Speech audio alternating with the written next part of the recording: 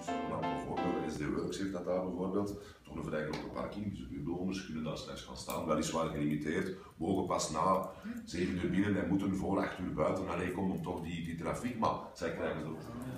Dus ook daarin moet er veel meer aandacht gevestigd worden. Maar je kunt starten met prefab, je kunt zeggen oké, de eerste 5, 6 jaar heb ik het niet nodig en dan ga ik eigenlijk zorgen dat ik mijn budget ga opbouwen, dat ik dan eigenlijk de beschermingen ga aanbieden. Het is misschien goed, je gaat hier 100.000 euro besparen of daar 300.000 euro, maar de waarde van je gebouw gaat als lager gevaloriseerd worden. En ik denk het voorbeeld van de coating is een heel goed voorbeeld, ook binnen de parking. Dus de keuze die je maakt van in Nederland is dat quasi standaard en in België iedereen denkt nog in zijn eigen hokje. En zoals je zegt, Tegenwoordig staan we daar 2 euro per uur.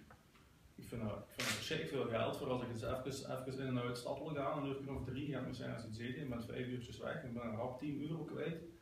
Ik vind persoonlijk 10 euro alleen maar voor mijn